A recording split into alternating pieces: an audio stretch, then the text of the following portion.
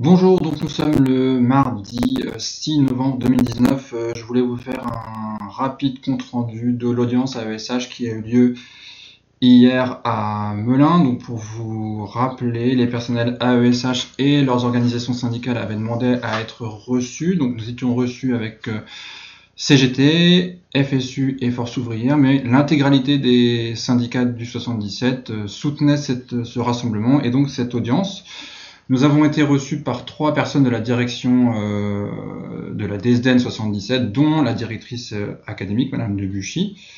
Alors ça va être difficile peut-être de résumer, parce que moi je crois qu'on est resté plus de 2 heures, donc je vais essayer de reprendre point par point l'appel intersyndical et puis de vous donner un peu les réponses qui nous ont été données hier. Alors, donc l'audience concernait déjà l'application de la circulaire avec les contrats de 3 ans qui n'étaient pas forcément arrivés à tous les personnels AESH. Alors, la réponse de la DSN 77, c'est que normalement, tous les personnels AESH qui dépendent de la DIPAD, qui dépendent de Melun, disons, normalement ont reçu leur avenant de 3 ans. Après, pour les personnels qui dépendent du lycée Vendongen, donc le service de gestion a visiblement beaucoup de difficultés avec le fameux logiciel, donc on nous a dit que la situation serait réglée, donc les contrats, les avenants arriveraient d'ici le 18 novembre. On peut considérer, enfin la direction académique considère que au 1er décembre, tout le monde devrait avoir reçu son avenant. Par contre, les avenants ne sont pas envoyés avec accusé de réception. Donc c'est du simple courrier, donc vérifiez aussi vos boîtes professionnelles, puisque normalement vous devriez être averti aussi de l'arrivée de cet avenant, parce que les personnels ne sont pas toujours au courant de cette boîte professionnelle. Donc si vous n'avez rien reçu, inquiétez-vous d'ici le 1er décembre, puisque normalement ça devrait être arrivé. Mais l'administration reconnaît qu'il y a des gros retards et qu'il y a des ratés. Après, le deuxième gros point, c'était évidemment sur les heures hebdomadaires. Alors, je vais commencer par, donc, on demandait la clarification contractuelle du nombre d'heures d'accompagnement hebdomadaire qui ne peuvent se confondre avec les heures connexes. En gros, les heures accompagnement élève et les heures invisibles hors présence de l'élève. Alors, le calcul de l'administration du 77, c'est qu'une quotité de 75% du temps de travail sur l'année, répartir sur 41 semaines, ça fait 29 heures d'accompagnement élève. À un moment, en appelant la DIPAT, on nous disait 29 heures par semaine, dont des accompagnements élèves et des heures invisibles. Mais non, leur nouveau discours, c'est bien de dire que normalement, un personnel AESH doit travailler 29 heures dans son établissement en accompagnement, plus après les heures invisibles. Et leurs heures invisibles, ce serait simplement la différence entre 36 semaines d'année scolaire et 41 semaines de temps de travail des AESH. Ce qui fait que, effectivement, vous, les personnels AESH ont l'impression d'être passés de 27 heures à 29 heures. Alors, la réponse de l'administration là-dessus, c'est que les anciens contrats, en fait, il y avait une erreur, c'est que sur 39 semaines, ça correspondait normalement à 30 heures d'accompagnement élève. Et on vous demandait d'en faire seulement 27, donc c'était presque cadeau. Et là, vous passez de 30 à 29 heures accompagnement élève. Alors déjà, ça pose évidemment une difficulté, c'est comment faire 29 heures d'accompagnement élève, par exemple en primaire, on en reparlera. Évidemment, ça aurait pu être tourné différemment, puisque là, le 77 calcule sur 41 semaines, mais ça aurait pu être sur 45 semaines. 45 semaines, ça faisait un temps d'accompagnement élève de 27 heures par semaine, ce qui correspondait au contrat de l'année dernière. Mais ce n'est pas le choix du 77, c'est de faire 29 heures d'accompagnement élève, plus après tout le travail qu'il y a autour, les fameuses heures invisibles. Donc, quand on demandait le paiement de la totalité des heures effectuées par nos collègues, c'est-à-dire en gros au-delà de 27, le 77, enfin l'administration du 77 considère que c'est payé. Ce sont les 29 heures d'accompagnement qui sont dans les contrats. D'accord ? Je rappelle que dans d'autres départements et d'autres académies, ça ne se passe pas comme ça. On n'a pas forcément la même quotité et il n'y a pas forcément les 29 heures.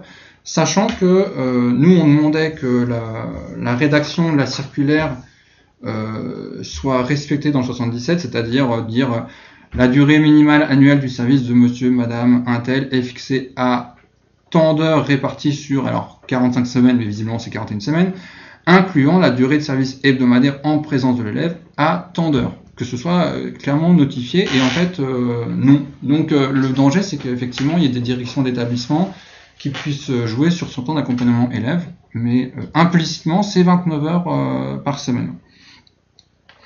Alors ensuite, on demandait en intersyndicale l'arrêt immédiat des tâches qui ne relèvent pas de l'accompagnement des élèves, et l'arrêt des pressions exercées sur les collègues pour justement faire exécuter ces missions qui sont hors de leurs attributions.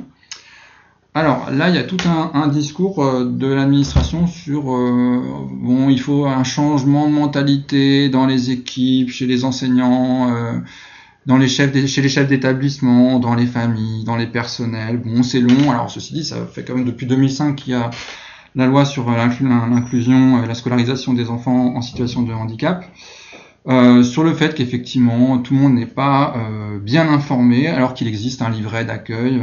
Bon, ça on peut entendre. Enfin, ça fait quand même longtemps que tout ça est mis en place. Alors, la direction du 77 dit bien que ranger la bibliothèque, couvrir les livres, faire le secrétariat, surveiller la cour de récréation, tout ça, ça ne fait pas partie des missions. Il y avait des personnels AESH hier qui ont parlé de leur situation personnelle. À chaque fois, on leur disait non, mais effectivement, ça ne fait pas partie de vos missions. Donc là, je dirais que le discours est clair. Par contre, mais quand on a cette situation-là, qu'est-ce qu'on fait? Alors, le conseil de la directrice académique, c'est de contacter les inspections de circonscription, les IEN, pour faire remonter que, eh bien, on me demande de faire telle mission, on me demande de surveiller la cantine, ce n'est pas dans ma mission. Bon, je ne sais pas si vous considérez que cette réponse est satisfaisante, mais c'est la réponse qu'on nous a donnée. Alors, on demandait aussi que les élèves en attente de renouvellement de la notification MDPH puissent bénéficier au plus vite de l'accompagnement auquel ils ont droit. Alors, pour faire un petit point sur là où on en est sur les enfants qui ne sont pas suivis, donc la direction académique nous dit qu'il y a 7000 élèves en situation de handicap dans le 77, qu'il y en a 4000 qui sont suivis par un peu plus d'un millier, je crois, d'AESH, qu'il y a 500 enfants qui attendent une entrée dans un établissement spécialisé, mais qui sont pour l'instant scolarisés en milieu ordinaire faute de place, qu'il y a pour l'instant donc 345 enfants qui ont une notification de la MDPH, qui sont donc en attente d'une prise en charge par un ou une AESH, et qui n'ont pas cet accompagnement. D'accord, donc un peu plus de 300 qui, alors hors PIAL, parce qu'apparemment dans les PIAL, il n'y aurait pas cette situation-là. Donc là, si vous avez des situations dans les PIAL où des enfants sont en attente d'une prise en charge et qu'ils ne l'ont pas, il faut nous faire remonter auprès des organisations syndicales. Donc la réponse, c'est que effectivement la MDPH prend beaucoup de retard à traiter les dossiers, donc il peut y avoir des grands retards dans les prises en charge des élèves. Apparemment, la responsabilité en serait du côté de la MDPH qui croule sous les demandes, puisqu'il y a de plus en plus d'enfants en situation de handicap, donc de plus en plus de dossiers à traiter. On demandait la limitation du nombre d'élèves pris en charge par un ou une AESH. Alors, limitation en instantané, c'est-à-dire est-ce qu'il est normal qu'un ou une AESH s'occupe de 4 ou 5 enfants dans la même classe? Et puis limitation dans la semaine, est-ce qu'on ne peut pas avoir un garde-fou, c'est-à-dire, pareil, est-ce qu'on va demander à une AESH de suivre 8 enfants en tout sur la semaine, ou 10 ou 15, enfin, quelle est la limite qu'on se donne? Alors la réponse de la direction académique, en fait, c'est de dire que là, nous serions dans une année d'expérimentation, donc ils ne veulent pas se donner de limite pour l'instant, et c'est à l'issue de cette année d'expérimentation que, éventuellement, s'il y a des besoins, parce qu'apparemment il y aura, comme souvent, des évaluations sur le dispositif, donc des remontées, donc apparemment, dans un an, si besoin, on mettrait des garde-fous sur le nombre d'enfants à encadrer par les personnels AESH. D'autres informations que je vous donne en plus. Ah oui, pardon, on demandait l'intégration de tous les AESH dans un corps de la fonction publique. Bon, là, ça n'est pas du tout dans les attributions de la directrice académique du 77 de dire ce qu'elle en pense. Par contre, sur la limitation des déplacements entre deux lieux d'exercice. Alors le secrétaire général nous a dit qu'ils étaient en train de rédiger une note là-dessus. Alors j'avoue ne pas avoir bien saisi si c'était pour limiter les déplacements entre plusieurs établissements ou pour indemniser en fait ces déplacements. J'ai l'impression, enfin, en gros, le 77 attend l'accord, si j'ai bien compris, de l'académie ou du ministère pour sortir cette note. Donc, je ne peux pas vous en parler pour l'instant, mais apparemment, le 77 tient compte de cette problématique, puisqu'effectivement, dans notre département, il y a de vraies difficultés. Alors maintenant, quelques points que je vois importants à vous signaler. Alors, quand on a demandé, en gros, parce que la direction académique estime que la mise en place des PIAL, des pôles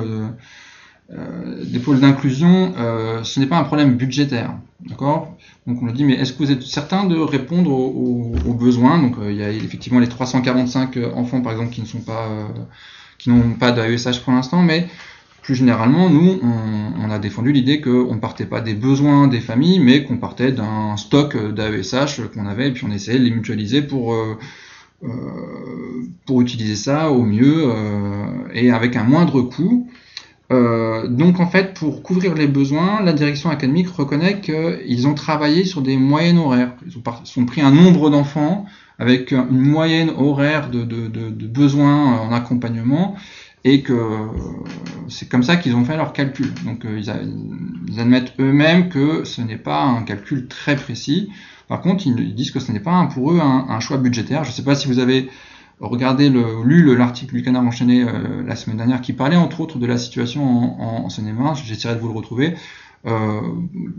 Notre lecture, et puis la lecture du Canard enchaîné, c'est que cette mise en place des PIAL, c'est avant tout un choix budgétaire. On peut dépenser moins d'argent pour couvrir plus d'enfants. Il est rappelé que ce sont les enseignants référents qui sont les coordonnateurs des PIAL. On a demandé s'il y avait des AESH qui avaient été nommés coordinateurs ou coordinatrices. On n'a pas su ça, puisqu'apparemment il serait question de créer ce statut-là. Dans 77, apparemment, ça n'est pas du tout à l'ordre du jour.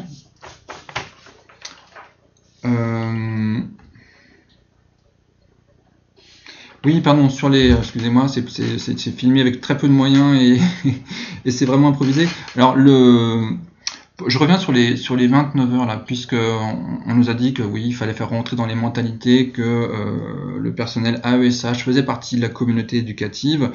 Donc les AESH qui étaient là hier ont dit, mais par exemple, on nous demande pas forcément de participer aux équipes de suivi, aux équipes éducatives. Alors donc la direction académique me dit, si c'est votre place, alors bon, d'accord, mais comment avec 29 heures d'accompagnement élève, comment est-ce qu'on peut participer aux équipes éducatives par exemple? Il faut que je vous retrouve le nombre de PIAL exactement. Je crois qu'il y en a. Alors, je vais vous donner les chiffres de mémoire. Je crois qu'en Seine-et-Marne, il y a 36 PIAL.